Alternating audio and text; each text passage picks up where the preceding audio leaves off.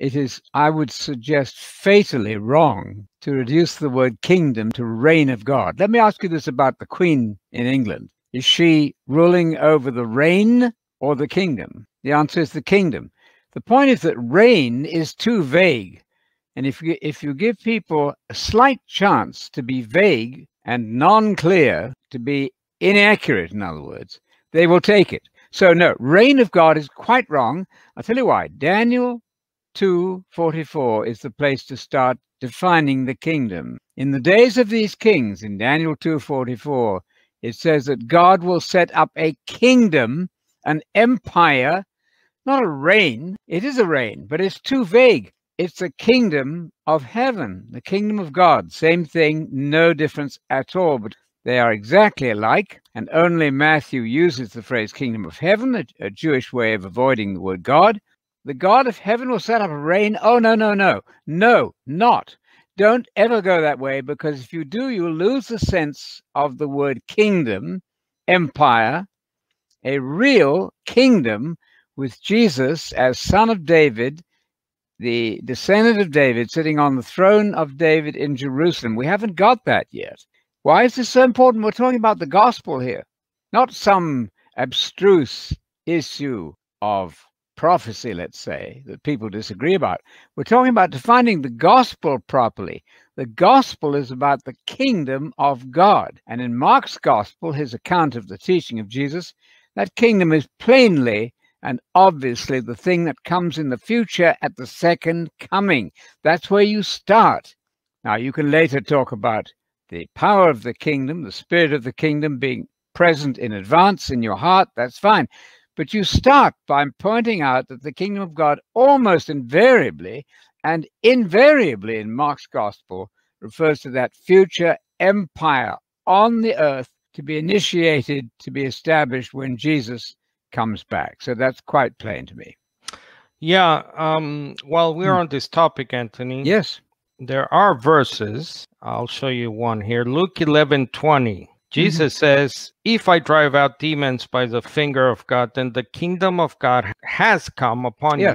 So there are a couple of those sort of sayings that sounds like the kingdom somehow is here now. Can you shed some light on that? Of course. And there in Luke and also in Matthew, you have that same idea. It's very rare. Let's say about 1% of all the kingdom statements refer to something in the present. You see, the Hebrew mind doesn't chop up stuff as we tend in the West. We want to know, is it this or is it that?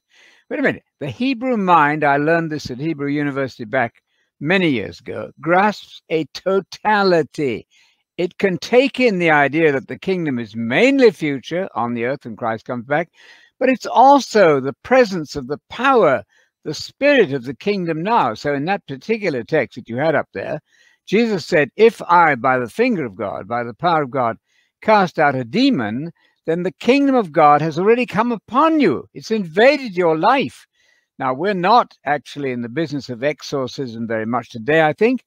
But for Jesus, at least, that's absolutely true. And if you were to do an exorcism of a demon, literally, you could say the power of the kingdom has invaded your life, has come upon you now.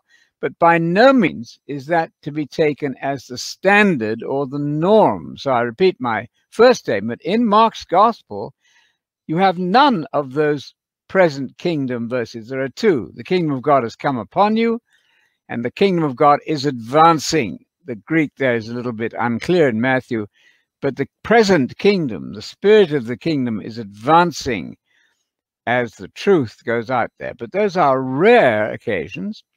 Mainly the kingdom is that empire of David to be reestablished in Israel, in Jerusalem, and across the world when Jesus comes back. Now, again, we're not talking about prophecy here to argue about prophecy. We're talking about the Christian gospel, which is the saving information. So we must get this particular subject right.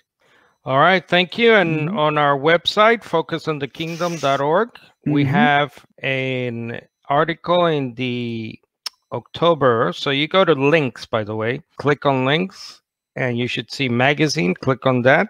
That should take you to this page where we have all the magazines of Focus on the Kingdom Sir Anthony edits. And if you go to this month's, we're in October 2021, and I'd like you to have a read at this article from one of our regular contributors, Ken Laprade in Texas, Kenneth, The Gospel of the Kingdom of God. And I think that's a good way to start if you haven't already.